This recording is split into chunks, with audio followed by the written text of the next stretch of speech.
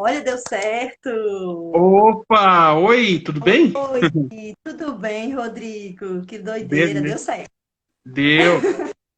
Seja muito bem-vindo aqui ao nosso programa e à vontade, pode contar a sua história para nós.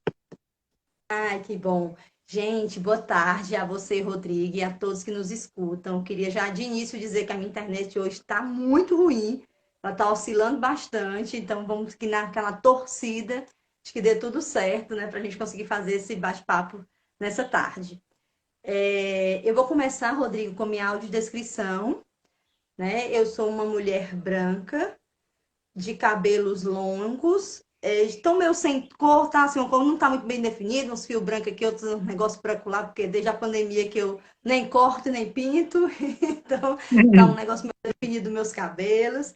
Né? Eu tenho uso um óculos de armação grossa preta, redonda.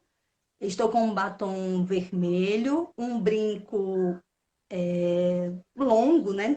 Em formato de flor, no tom de madeira. Tô com um colarzinho com uma pedra que eu gosto muito, um vestidinho em tom de azul.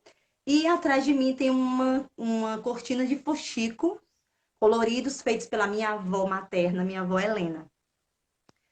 E aí eu queria, né, já que eu fiz essa minha audiodescrição para vocês, sou mãe de duas meninas e de um cachorro, né? Eu sempre digo isso para que as pessoas entendam os barulhos, né, desta casa viva, que volta e meia aparece nas lives que eu faço parte, volta e meia aparece uma menina correndo, um cachorro latindo. Então, assim, eu sempre digo que é para as pessoas não se assustarem, são os barulhos de uma casa que é viva, né? É verdade. Bom, eu sou Rebeca Baia, eu sou contadora de histórias, né? E sou professora. Mas eu nem sempre fui contadora de histórias, né? Como foi que eu cheguei, né? Como é que eu descobri esse meu eu narrador nesse percurso, né? E que hoje eu venho me construindo nessa busca, nessa partilha, nessa construção desse narrador. Vocês me ouvem bem? Me ouvem bem, Rodrigo? Aqui tá perfeito para mim. Perfeito, tá bom. Eu tô vendo que tá chegando umas pessoas conhecidas, vou dando um oi, um beijo já para todo mundo que tá aparecendo aqui. E aí eu vou trazer um pouco dessa história, né, de como foi que eu me constituí essa narradora, que vem buscando essa partilhar essas experiências, essas vivências narrativas. É engraçado como descobre o artista que nós somos, né, no meu caso, uma contadora de histórias, muito com o tempo e com algumas experiências, né? E vão nos levando a entender que a nossa história de vida colaborou, né? Todas as vivências que nós tivemos colaborou para que nós sejamos o que nós somos hoje, né? O profissional que nós somos hoje. Eu professora, né? E contadora de histórias. Mas antes de eu chegar nesse percurso que eu vim reconhecer depois, eu vou falar um pouco de como foi mesmo que eu cheguei nessa atividade que eu desenvolvo hoje, né, artística, de contar histórias de forma artista. Muitos nós contamos histórias cotidianamente, né, o que nós, narradores e muitos estudiosos dessa arte, né, da palavra, chama de narrador do cotidiano. Então, todos nós contamos histórias, desde os princípios do princípio da humanidade, né? A arte de contar história é uma arte ancestral. E nós sempre estivemos ao redor das nossas narrativas, dos nossos cânticos, né, dos nossos provérbios, desses ditados populares que as nossas avós sempre nos dizem e que vai nos formando. E aí, eu me formei professora, né? Eu sou pedagoga, sou formada em pedagogia pela Universidade Estadual do Ceará, né? Estou no Ceará, né? Eu sei que seu programa é assistido por vários estados do Brasil, eu sou do Ceará. Atualmente eu moro no Cariri Cearense, né? No Crato, uma cidade do Crato, mas nem sempre eu morei aqui e eu também não nasci aqui. Na verdade, eu sou do sertão do Ceará. Eu sou de Senador Pompeu, né? Eu vim do sertão e aí eu sou uma andarilha, porque eu morei em vários lugares, né? Em várias Aí onde você casas. mora é pequeno ou grande? O Crato, ele não é pequeno, mas também não é tão grande, é porque a gente tem uma região que a gente chama de região metropolitana do Cariri, né? Porque o pessoal tem o Crato, Juazeiro, Barbalha, são várias cidades que formam o que a gente chama de Cariri cearense. Mas é uma cidade, não é muito grande. né? Não é uma grande cidade, um grande centro, não. Mas é uma cidade maravilhosa. Vale a pena demais conhecer Que bom. e viver. Então, eu fui para... Morei em vários lugares para poder estudar. Então, quando foi no momento em que eu precisava estudar, fazer vestibular, não sei o quê, eu morei na capital, né, em Fortaleza. E aí fiz pedagogia na Universidade Estadual do Ceará. Daí, depois que eu me formei, fui trabalhar, né? Fui ser professora. E aí, fui professora de educação de jovens e adultos, fui professora do ensino superior. E quando foi em 2010, teve um concurso na Prefeitura de Fortaleza e eu passei, né? Um concurso para educação básica e eu fui lotada na educação infantil, que era o nível de ensino que eu não tinha ainda experiência de dar aula, né? Mas então mas eu aceitei o desafio, né, de trabalhar na educação infantil. Eu sempre fui muito ligada às crianças, mas numa perspectiva mais da brincadeira, né? Eu sempre gostei muito de músicas infantis, histórias, né, livros, e sempre gostei muito de histórias e filmes, né? Então eu sempre fui muito ligada ao universo infantil, mas eu não tinha experiência como professora de educação infantil. Então, a minha experiência foi por hora deste concurso. E aí, quando eu entrei na educação infantil, foi uma experiência muito bacana. E aí eu comecei a estudar, né, entender mais um pouco sobre esse universo da infância. E estava se estabelecendo em Fortaleza umas diretrizes para a educação infantil. E eles tinham o que eles chamam de tempos pedagógicos que não podem faltar. E um desses tempos era a hora da história. Então, todos os dias, nós, professores de educação infantil, tínhamos que contar história para as crianças. E aí eu comecei, então, a estudar mais sobre esse contar histórias, né? Eu sempre gostei muito de contar histórias, então comecei a fazer esse trabalho na escola. Mas uma coisa me incomodava muito, sabe, Rodrigo? Que era a ideia de que eu tinha que contar história, eu tinha que cobrar alguma coisa das crianças, né? Porque os meninos do ensino fundamental, né, um ou dois, ou médio, têm acesso à literatura para fazer ficha de leitura, essas coisas, né, que às vezes, que muitas vezes eles nem gostam. Eu acho que às vezes a escola dá uma errada em relação a esse trabalho com a literatura. E na educação infantil, para mim, era mais estranho ainda. Como é que eu estava na educação infantil e eu ia contar uma história para as crianças, ou ler um livro, eu precisava cobrar alguma coisa delas. Né? Por que não podia ser uma leitura livre, por fruição, pelo prazer de ler? Isso começou a me incomodar muito. Então, eu comecei a desenvolver uns projetos nessa escola que eu trabalhava, com outra amiga, que era do terceiro ano, e a gente desenvolveu um projeto lá que era Leitura ao Bel Prazer. E a gente penou, viu, Rodrigo, para poder que esse projeto andasse na escola sem que as pessoas ficassem cobrando uma produção das crianças, uma escrita, alguma coisa parecida com ficha de leitura. Né? A gente teve muito trabalho para fazer o projeto andar sem essas amarras, né? Porque a gente realmente, a intenção era o incentivo à leitura, o prazer por ler, ler por fruição. Essa era a intenção do projeto. E então passei um bom tempo nessa escola trabalhando com esse projeto. E foi muito lindo. A gente fez bazar de livros com essas crianças. A gente montou sketch com essas crianças. Eu contava sempre histórias. E era uma grande festa. As crianças gostavam muito. E aí as pessoas começaram a dizer, menina, tu conta bem história, né? Tu é atriz, é? Porque o pessoal confunde muito, né? Acha que contador de história e ator e atriz é a mesma coisa. Sempre quem conta história é ator, que é a mesma coisa. E não é, né, gente? Quem conta história não é ator. Para ser ator, você precisa de uma formação para ser ator, né? São coisas diferentes. Mas o ator pode ser contador de história, como o contador de história também pode ser ator. Mas não é a mesma coisa. Quando eu estou contando história, sou eu, Rebeca, narradora, que conto essa história, né? Não tem um personagem. E aí, tudo bem. Aí eu fui caminhando nesse projeto na escola, mas paralelo a nesse caminho que eu vim fazendo profissional na escola, o meu companheiro estava na época de fazer seleção, né? Concurso e tal, e ele havia passado num concurso para a URCA, que é a Universidade Regional do Cariri, aqui no Crato, né? Que é onde a gente mora hoje. E aí ele foi chamado para esse concurso. E aí é muito longe, o Crato de Fortaleza, né? São quase 600 quilômetros, se eu não me engano, mais de 500 quilômetros, é longe. Então não dava para eu morar em Fortaleza Eu já tinha duas filhas, né? Não dava para eu morar em Fortaleza com duas crianças pequenas e o pai delas morar a 500 quilômetros de distância da gente, né? Eu não, tô fora, vamos embora todo mundo. Então juntou mala, juntou o menino, pegou bagagem, pegou tudo que tinha e viemos embora para o Crato. E também ainda no Ceará, mas né, no outro extremo. Né, longe da capital. E aí a gente foi para cá. Quando a gente veio para cá, a gente veio com as meninas ainda pequenas, né? O Thiago estava trabalhando, e aí eu fiquei né, ainda me encontrando, se organizando e tal. E ele pegou uma disciplina na universidade que é didática do ensino de ciências naturais e sociais na educação infantil. E o Tiago não tinha experiência na educação infantil, né? Logo quando ele assumiu o concurso e assumiu outras disciplinas, assumiu essa.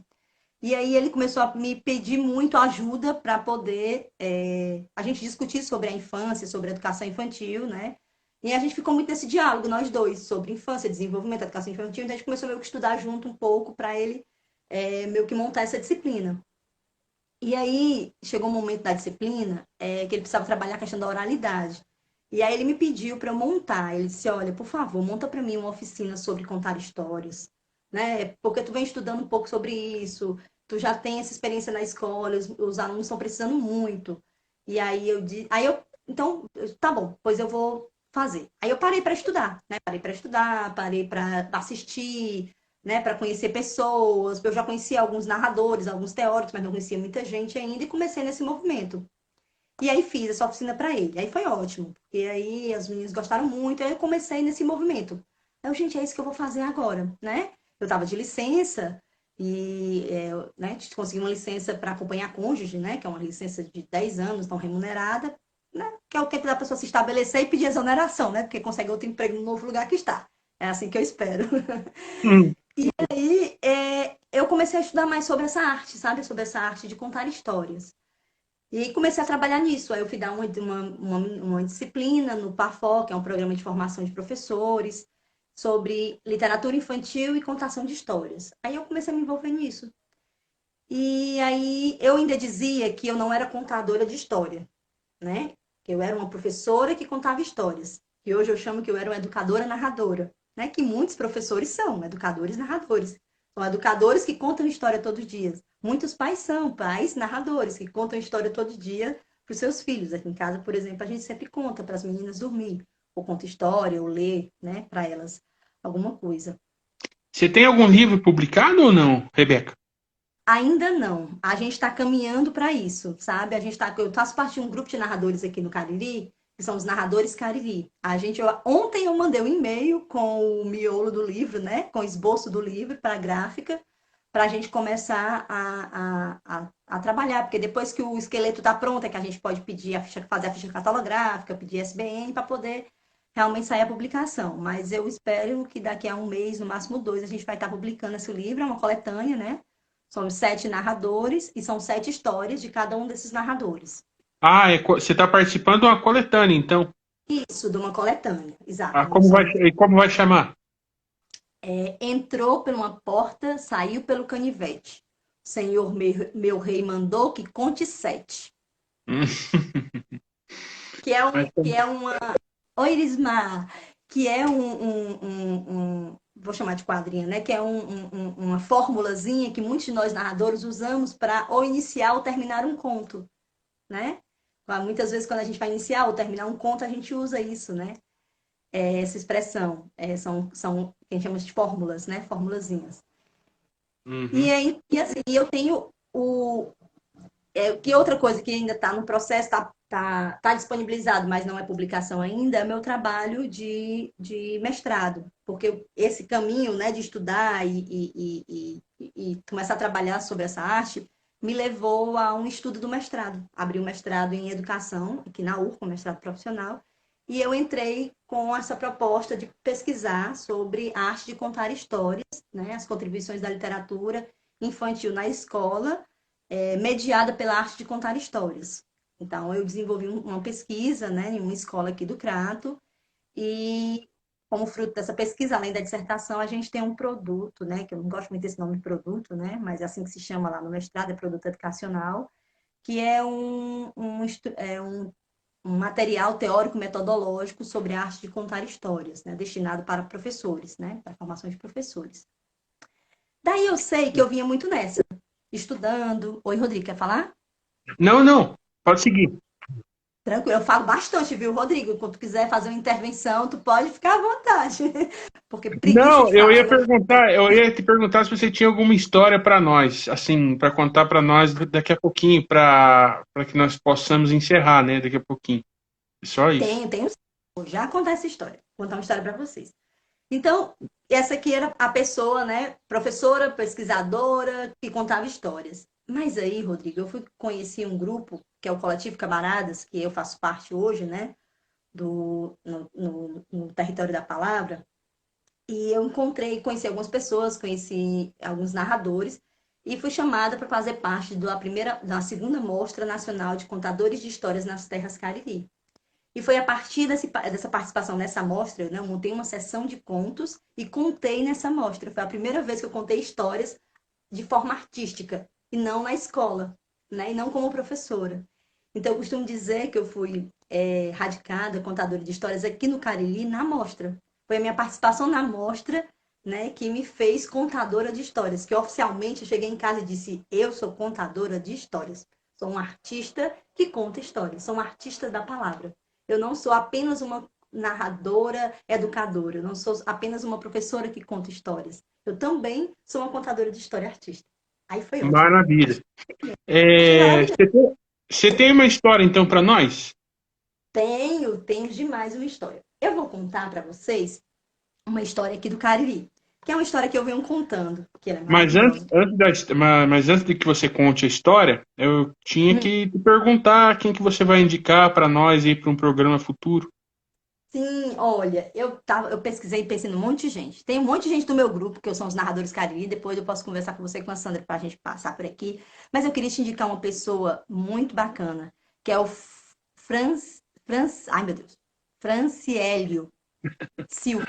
Franciélio Silva. Ai, eu fico chamando ele pelo apelido e acabo não falando, né, no nome dele. Franciélio. Ele é de Iguatu, ele é ator, faz parte de uma companhia de teatro lá de Iguatu e também é representante do Conselho Municipal de Políticas para Pessoas com Deficiência. É uma pessoa super articulada, super Então vamos mandar bacana. um abraço aqui para ele. Alô, Franciélio! Aquele abraço, meu amigo! Ele é super articulado, super vale a pena. Conversei com as amigas, Carley me falou muito bem dele. Carley faz parte do meu grupo de narradores. E a gente pensou que ele podia ser uma boa pessoa para vir conversar com você. Eu acho que vai ser um bate-papo super bacana, vai super valer a pena. Então é Que ele que eu bom. quero indicar para você. Maravilha. Mas então, vamos ouvir a sua história? Então vamos de história, porque não adianta a gente ficar falando como é bom ouvir histórias, sem a gente ter a experiência e sem a gente poder vivenciar, ouvir histórias. Tá bom? Porque um bom contador de história, antes de tudo, ele é um bom escutador de histórias. Vamos lá. Senta que lá vem história, meu povo.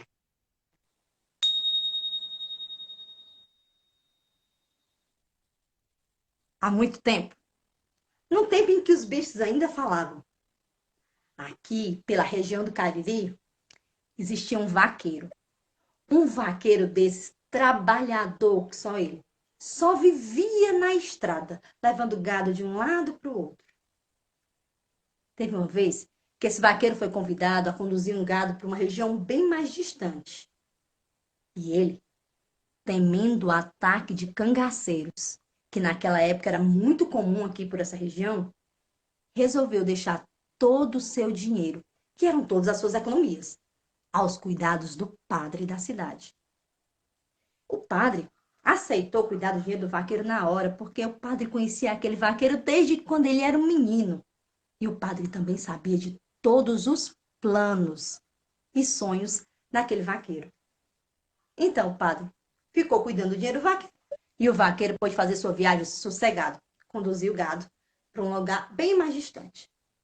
Mas, minha gente, antes que o vaqueiro retornasse da viagem, o padre também foi chamado de urgência para dar uma extremunção, umas fazendas aqui pela redondeza. Ora, o padre também, temendo o ataque dos cangaceiros, resolveu então deixar o dinheiro do vaqueiro aos cuidados da freira que ele mais confiava. Ora, ele não podia arriscar o dinheiro do vaqueiro, era todas as economias do homem. Então, a freira ficou cuidando do dinheiro do vaqueiro e o padre pôde fazer sua viagem sossegado. Ô, Rodrigo, você não sabe o que aconteceu. Pois não é que antes que o vaqueiro retornasse e o padre chegasse, a irmã não morreu? Pois é, morreu. Sem dizer a ninguém onde tinha guardado o dinheiro do vaqueiro. Olha que quando o padre chegou, ele ficou numa tristeza. uma tristeza enorme pela morte da irmã e uma preocupação em saber como é que ele ia resolver o problema de achar o dinheiro do vaqueiro. Eu sei que um dia ele conversando com o sacristão, o padre teve a seguinte ideia: já sei, sacristão, já sei como é que a gente vai fazer para achar o dinheiro do vaqueiro. Você, você, sacristão, vai falar com a irmã. Você vai na porta da igreja, vai na porta do céu, vai chamar pelo nome da irmã 3 vezes e vai perguntar para ela onde é que está o dinheiro do vaqueiro. Pronto, achei a solução.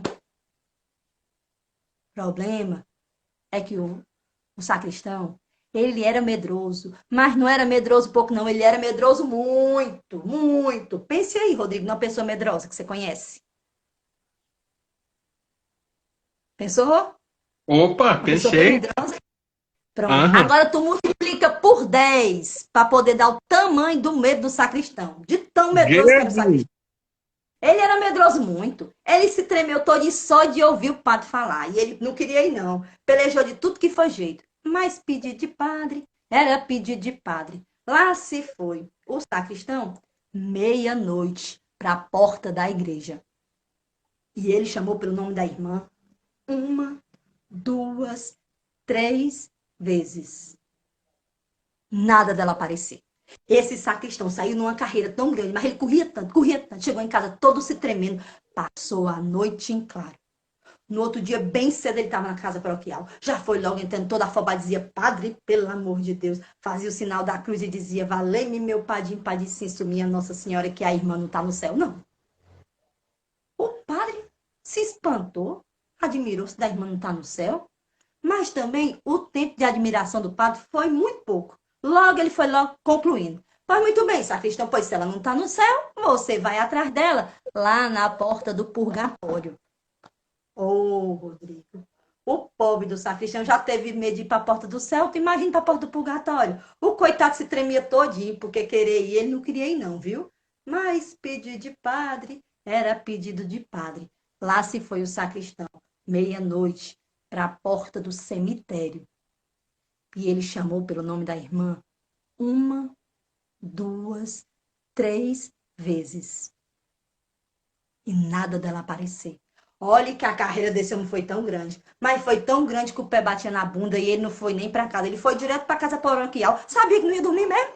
Já chegou lá batendo na casa paroquial. O padre saiu todo assaranhado, sem entender nada. E ele dizia, fazendo o sinal da cruz: Valei-me, meu padim, padeciço, minha Nossa Senhora. Ai, meu Jesus, padre, a irmã não tá lá, não. Padre, padre, a irmã não tá no purgatório, não. Padre, pelo amor de Deus, será que a irmã tá no.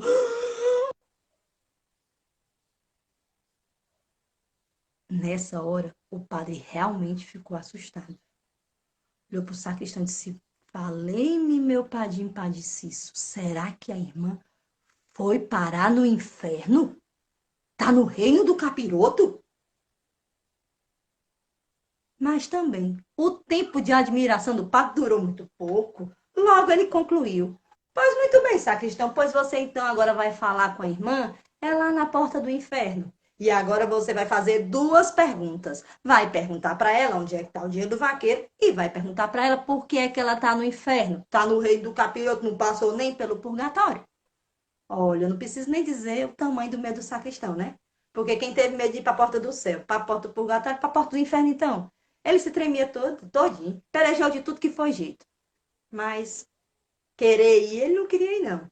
Mas pedido de padre, era pedido de padre, né? Lá se foi o sacristão para a porta do mercado central, à meia-noite. Agora vocês que estão me ouvindo aí, sabem me dizer por que é mesmo que a porta do mercado central é a porta do inferno? Bom, eu não sei. Mas foi lá que o padre mandou o sacristão? Foi. E o sacristão, meia-noite, lá na porta do mercado central, chamou pelo nome da irmã uma, duas, 3 vezes. E ela apareceu. Apareceu com uma cara de dor, de sofrimento, de angústia. Ele sentia até o cheirinho de enxofre. E o pobre do sacristão, todo se tremendo, perguntava: Oi, irmã, Irmã, eu tô aqui porque foi o padre que me mandou, viu? E perguntar para a senhora onde é que está o dinheiro do vaqueiro, irmã. E ele pergunta também por que que a senhora está no inferno, irmã. E a irmã respondeu. Respondeu que o dinheiro do vaqueiro estava guardado em seu colchão, que procurasse numa linhazinha recente, naquela costurazinha de linha cor-de-rosa claro, que o dinheiro estava lá. E ela tinha ido parar no inferno, porque durante toda a sua vida nunca deu um bom conselho a ninguém. O dia do vaqueiro foi encontrado. E ele pôde realizar o seu grande sonho, Rodrigo, que era de se casar. Ele queria se casar com sua Maria e a festa foi bonita, danada, de boa. Como foi antes da pandemia, meu filho, eu fui convidado. E a festa foi boa, foi 3 dias e 3 noites, e eu dancei, eu comi, eu bebi. Foi-se numa festa arretada. Menino, foi festa boa demais. E a história da irmã? A história da irmã corre ainda hoje como exemplo por todo o sertão do Cariri. E foi assim que me contaram. E foi assim que eu vos contei. Maravilha. Bonita história, hein? É uma história recolhida aqui na região do Cariri pelo Flávio Moraes. Maravilha. Eu queria agradecer muito a tua participação aqui no nosso programa, viu, Rebeca? Ah, eu que agradeço. Foi uma maravilha poder partilhar com você e com quem te acompanha um pouco da minha história, né? É muito bacana a gente poder falar um pouco sobre esse trabalho que a gente desenvolve, se reconhecer nesse trabalho, né? E depois a gente vai pensar sobre o que nós somos hoje, vai ver o quanto as histórias que as nossas famílias nos contaram, né? Elas são importantes para a formação de quem nós somos. E foi isso que eu descobri quando eu virei narradora, que as histórias que a minha avó contava, que o meu primo contava, foram as histórias que me formaram e me fizeram ser contadora de histórias hoje. Maravilha. Inclusive a história que vai estar no livro, que o meu grupo de narrador, né, os narradores Cariri vai estar publicando, é uma história que o meu primo, Anchieta, sempre contou para as minhas filhas. E é uma história da oralidade, ela não existe na escrita, né? É uma história acumulativa, que Uhum, lá no meu sertão a gente chama de lenga-lenga, né?